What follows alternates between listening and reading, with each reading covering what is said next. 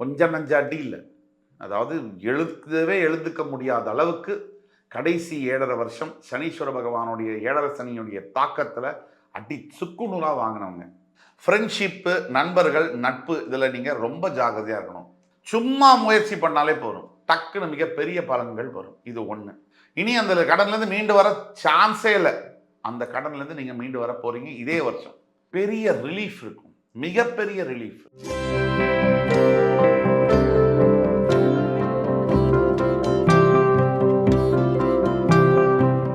வணக்கம். வக்ரதுண்ட மகாகாய சூரியகோடி சமப்பிரப அபிக்னம் குருமே தேவ சர்வகாரியேஷு சர்வதா. தென்னாட்டுடைய சிவனே போற்றி, என் நாட்டவர்க்கும் இறைவா போற்றி. அன்பர்களே, நண்பர்களே, இந்த புத்தம் புதிய காணொலியில் உங்கள் அத்துணை பேரையும் சந்திப்பதில் மிக்க மகிழ்ச்சி கொள்கிறேன். புத்தாண்டு, ஆங்கில புத்தாண்டு 2025, இந்த வெகுவாரியாக பேசப்படுகின்ற இந்த புத்தாண்டு நிகழ்ச்சியில் பல தொலைக்காட்சிகளிலும் உங்களை சந்திச்சிருக்கேன். விஜய் டிவி வாயிலாக, ஜீ தமிழ், தமிழா வாயிலாக அத்துணை தொலைக்காட்சிகளிலும் உங்களை சந்தித்ததில் பெருமகிழ்ச்சி கொள்கிறேன். இன்னைக்கு நம்ம பேச போகிறது இந்த புத்தாண்டு பலன்கள் வரிசையில் 3 முக்கிய பயிற்சிகள் இருக்கக்கூடிய இந்த புத்தாண்டில் ரொம்ப மிகப்பெரிய ஒரு முக்கியமான ஒரு புத்தாண்டாக பார்க்கப்படுகிறது. ஆங்கில புத்தாண்டு வகையிலேயே இந்த ஆண்டு மிகப்பெரிய ஒரு கிரக மாற்றங்கள்லாம் இருக்கு. அதனால ஒவ்வொருவருடைய வாழ்க்கையில கூட நிறைய மாற்றங்கள் எதிர்பார்க்கப்படுகிறது. சிலருக்கு பல முன்னேற்றங்களையும், வெகு சிலருக்கு சில தடுமாற்றங்களையும் கொடுக்கக்கூடிய இந்த ஆண்டு எல்லா ஆண்டை விட சில வித்தியாசங்கள்ல ரொம்ப யூனிக்காகவும் ரொம்ப தனித்த தன்மையுடனும் இந்த ஆண்டு விலகுகிறது என்றால் அது மிகையல்ல. கிட்டத்தட்ட 30 வருஷத்துக்கு பிறகு சனீஸ்வர பகவான் தன்னுடைய முழு சுழற்சியை முடிக்கிறார். அதாவது அந்த ஒரு சர்க்கிள் மாதிரி. மேஷராசியில் கிட்டத்தட்ட 1995-96 ஆண்டு ஆரம்பித்த சனீஸ்வர பகவான் தன்னுடைய பயணத்தை 2025 ஆண்டு திருக்கணித பஞ்சாங்கப்படி மார்ச் 29 பயிரும் பொழுது, மீனராசியை அடையும் பொழுது அவருடைய சுழற்சியை முடிக்கிறதுக்கான லாஸ்ட் ராசியாக அங்கே நுழைகிறார். அவ்வளவு முக்கியமான ஒரு பயிற்சிகள், குரு பயிற்சி, ராகு கேது பயிற்சி போன்ற பல பயிற்சிகள் இடம்பெறுகிறது. இதில் ராஜாதி ராஜயோகம் பெறும் 3 ராசிகள் என்ன சார்? இந்த வருஷம் நல்லா இருக்கு சார், இந்த வருஷத்துல எந்தெந்த ராசிகளுக்கு ஃபர்ஸ்ட் கிளாஸா இருக்கும் அந்த முதல்ல சொல்லுங்க சார். அந்த கேள்விக்கான பதில். அடுத்தபடியாக 3வது ராசியாக ராஜாதி ராஜயோகம் பெறக்கூடிய ராசி, புத்தாண்டு சிறப்பு பலன்கள் 2025 வரிசையில மகர ராசி. என்ன சார், மகர ராசிக்கு போய் சிறப்பு ராஜாதி ராஜயோக பலன்களா? இதை கேட்கக்கூடிய மகர ராசி என்பவர்கள் ஒருத்தர் கூட இந்த விஷயத்தை நம்ப மாட்டாங்க, கண்டிப்பாக நம்ப மாட்டாங்க. அதுக்கு காரணம் என்னன்னா, அவங்க வாங்கின அடி அந்த மாதிரி. கொஞ்சம் நஞ்ச அடி இல்லை. அதாவது எழுந்துக்க முடியாத அளவுக்கு கடைசி 7.5 வருஷம் சனீஸ்வர பகவானுடைய 7.5 சனியுடைய தாக்கத்தில் அடி சுக்குநூறாக வாங்கினவங்க. நம்ம ஏற்கனவே சொன்னோம், ராசியின் 3, 6, 11ஆம் இடத்துல சனி இருந்தால் யோகம்னு. இப்போ சனீஸ்வர பகவான் 2 விதத்தில் மகர ராசிக்கு மிகப்பெரிய ஒரு மாற்றங்களை கொடுக்கிறார். அதுக்கு முன்னாடி துலாம் ராசியில் 2 பாயிண்ட் விட்டுட்டோம். இந்த குரு பகவான் அஷ்டமஸ்தானத்தில் இருக்கக்கூடிய குரு பகவான் 6ஆம் இடத்துக்கு அதிபதியானவர் அஷ்டமஸ்தானத்தில் வரும்போது சில யோகங்கள் உண்டு. அந்த குரு பகவான் 9 என்று சொல்லக்கூடிய பாக்கியஸ்தானத்தில் அமர்ந்து உங்கள் துலாம் ராசியை பார்ப்பதனாலே யோகம், கண்டிப்பாக யோகம்.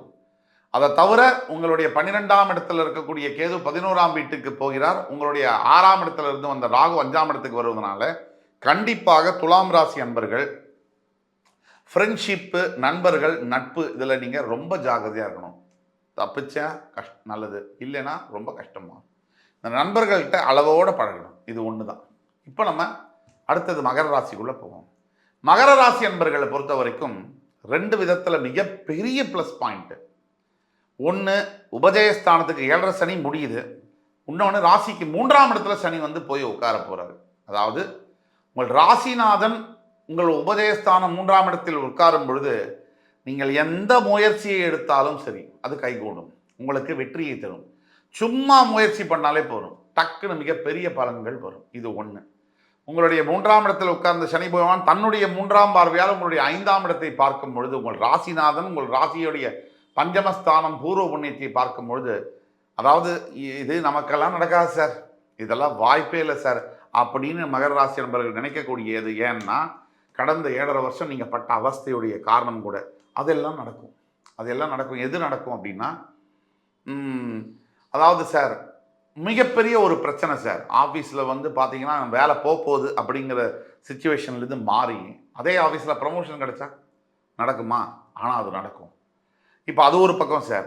இன்னொரு பக்கம் வந்து பார்த்தீங்கன்னா இந்த கடன், ஐயோ இந்த கடன்லேருந்துலாம் என் லைஃப்பில் நான் மீள முடியாது, இனி அந்த கடன்லேருந்து மீண்டு வர சான்ஸே இல்லை, அந்த கடன்லேருந்து நீங்கள் மீண்டு வர போகிறீங்க இதே வருஷம். இதுவும் நடக்கும் சார். அதே மாதிரி குழந்தை பாக்கியம் சார். நான் வந்து கல்யாணம் ஆகி சார் ஒரு 5-6 வருஷம் ஆச்சு சார். ஐவிஎஃப்லேருந்து எல்லாமே ட்ரை பண்ணிட்டேன் சார், எதுவுமே கிடைக்கல. ஆனால் டெஃபினட்டாக இந்த ஆண்டு குழந்தை பிறக்கக்கூடிய பாக்கியங்கள் உண்டு. அதே மாதிரி சார் எனக்கு வந்து கல்யாணம் திருமணம் ஆச்சு சார். கணவன் மனைவிக்குள்ளே ரொம்ப பிரச்சனை சார். வாழவே பிடிக்கல சார், சுத்தமாக பிடிக்கல. விவாகரத்து பண்ணவும் பிடிக்க முடியல, வாழவும் பிடிக்க முடியல. என்ன பதில் இதுக்கு, என்ன சொல்யூஷன் தெரியல. இந்த மாதிரி இருக்கக்கூடிய துலாம் ராசி அன்பர்களா, மகர ராசி அன்பர்களா, இந்த வீடியோ கண்டிப்பாக நீங்கள் பார்க்கணும். மகர ராசி அன்பர்களுக்கு 7.5 சனியினால் வந்த அத்துணை தாக்குதல்கள் இது ரொம்ப முக்கியமான தாக்குதல். கூட இருக்கவும் பிடிக்கல கணவன் மனைவி, மனைவியோட கணவன், சேர்ந்து வாழவும் பிடிக்கல, ஆனால் பிரியவும் மனசு இல்லை. ஏன்னா அருமையான குழந்தைகள், ஏதோ ஒரு பிரச்சனை, சங்கடம் இருக்கு, ஆனால் சேர்ந்து வாழவும் பிடிக்கல, மனசில் ஒரு வெறுப்பும் இருக்கு. இது ரெண்டும் நடுவில் ரொம்ப தினமும் ரொம்ப கடினமாக இருக்குது நாளை கழிக்கிறது. இதுக்கு நடுவில் ஆஃபீஸ் தொல்லை வேற, உடம்பு பிரச்சனைகள் வேற. இது எல்லாத்திலும் உங்களுக்கு வந்து சொல்யூஷன் கிடைக்க போகுது. கணவன் மனைவி புரிஞ்சுக்கிட்டு இந்த கஷ்டங்களை எல்லாம் துன்பங்களை எல்லாம் மறந்து சேர்ந்து அருமையாக நீங்கள் வாழ போகிறீங்க. அதுக்குண்டான பிகினிங் வந்து ஆரம்பிச்சிருக்கு. இப்போ நாம் சொல்லக்கூடிய இதெல்லாம் பொது பலன்கள். தனிப்பட்ட உங்களுடைய ஜாதக பலன்கள் கண்டிப்பாக 60% அதுதான் ஒர்க் பண்ணும். இப்போ நம்ம சொல்லக்கூடியது 30 முதல் 40% வேலை செய்யும். அப்போ இந்த மாதிரி இருக்குது. ஸோ உங்களோட ஜாதக பலன்கள் தெரிய கீழே கொடுக்குள்ள வாட்ஸ்அப் நம்பரில் எங்களை தொடர்பு கொண்டு அப்பாயின்மெண்ட், ஆன்லைன் அப்பாயின்மெண்ட் தான், அதை வாங்கி தான் நீங்கள் கன்சல்டேஷன் பண்ணணும். இப்படி இருக்குது. ஆக இந்த மகர ராசி என்பவர்களுக்கு முதல் பாயிண்ட் என்னென்னா, ஒரு பெரிய ரிலீஃப் இருக்கும், மிகப்பெரிய ரிலீஃப், ஒரு நிம்மதி பெருமூச்சு விட தோன்றும். இது ஒன்று. செகண்ட் விஷயம் என்னென்னா, மகர ராசிக்கு நெத்தியில் அடித்த மாதிரி நீங்கள் எந்த விஷயத்தை எடுத்து முன்வைக்கிறீங்களோ அந்த பாயிண்ட் வந்து ஜெயிக்கும். அந்த முயற்சி, அந்த செயல் வந்து வெற்றி பெறும். இது 2. உங்களுடைய சனி பகவான் 3ஆம் பார்வையால் பஞ்சமஸ்தானத்தை பார்க்கிறார். அவருடைய 7ஆம் பார்வையால் உங்களுடைய பாக்கியஸ்தானத்தை பார்க்கக்கூடியவர் சனி பகவான். அப்படிங்கிறதுனால பாக்கியம் கன்னியாக இருக்கிறதுனால நினைச்சே பார்க்க முடியாத யோகங்கள் கிடைக்கும். ஒரு டபுள் ப்ரமோஷனோ, ஒரு மிகப்பெரிய ஒரு பெண் வந்து மனைவியாக வரக்கூடியதோ, அதாவது இந்த பொண்ணெல்லாம் நம்மளை கல்யாணம் பண்ணிக்க முடியுமா, அந்த மாதிரி ஒரு அலையன்ஸ் வரும். இவரெல்லாம் நம்ம கல்யாணம் பண்ணிக்க முடியுமா, அந்த மாதிரி ஒரு அலையன்ஸ் வந்து பெண்களுக்கும் கிடைக்கும். அப்படிப்பட்ட வரன் அமையக்கூடிய வாய்ப்புகள் உண்டு. அழகான குழந்தை பிறக்கக்கூடிய யோகங்கள் இந்த காலகட்டத்தில் நடக்கும். அது ஒன்று. அதே மாதிரி வந்து அவருடைய 10ஆம் பார்வையால் உங்களுடைய 12ஆம் வீட்டை பார்ப்பதனால் கண்டிப்பாக ரிஷபம், துலாம், மகர ராசி என்பவர்களுக்கு வெளிநாடு சம்பந்தப்பட்ட வாய்ப்புகள் அதிகமாக வரும். அதிகமாக ஃபாரின் போகிறது, அதிகமாக விசா எடுக்கிறது, அதிகமாக ஃபாரினில் செட்டில்மெண்ட் ஆகலான்னு பார்க்கறது. ஆக மகர ராசியில் இருக்கக்கூடிய டெக்னீஷியன்ஸ், அதாவது பிஹைண்ட் த ஸ்க்ரீன்ஸ் இருக்கக்கூடியவர்கள், சினிமாவில் வந்து ஃப்ரண்ட் எண்டில் ஆக்டர்ஸாக அது மாதிரிலாம் இருக்கலாமல் பேக் த ஸ்க்ரீன் இருக்கக்கூடிய டெக்னீஷியன்ஸு, கேமராமேனாக இருக்கட்டும், சினிமாட்டோகிராஃபர்ஸாக இருக்கட்டும், ஸ்க்ரீன் பிளே ரைட்டர்ஸாக இருக்கட்டும், இவங்களுக்கெல்லாம் ஒரு பொற்காலம்னு சொல்லலாம்.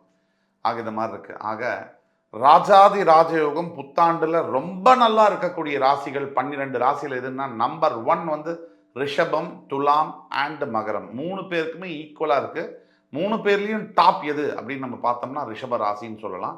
அதில் மகரத்துக்கும் துலாமுக்கும் ஓரளவுக்கு ஈக்குவலாக இருந்தாலும் ரிஷபம் அதை விட கொஞ்சம் ஒரு படி மேலே போய் அசத்துறாங்க அப்படின்னு சொன்னால் அது மிக இல்லை. நேர்களே, இந்த வீடியோ உங்களுக்கு பிடிச்சிருக்குன்னு நம்புகிறோம். உங்களுக்கு ஃப்ரெண்ட்ஸ், ஃபேமிலிஸ் அண்ட் ரிலேட்டிவ்ஸில் யாராவது ரிஷபம், துலாம், மகரம் இருந்தால் தயவுக்கூர்ந்து இந்த வீடியோவை ஃபார்வர்ட் பண்ணுங்கள். இந்த வீடியோ உங்களுக்கு பிடிச்சிருந்ததுன்னா லைக் பண்ணி, கமெண்ட் பண்ணி, மறக்காமல் சப்ஸ்கிரைப் பண்ணுங்கள். அடுத்து வரும் காணொலியில் மறுபடியும் உங்கள் எல்லோரையும் சந்திக்கும் வரை உங்களிடமிருந்து விடைபெறுவது உங்கள் சுபாஷ் பாலகிருஷ்ணன். நன்றி, வணக்கம், வாழ்க வளமுடன்.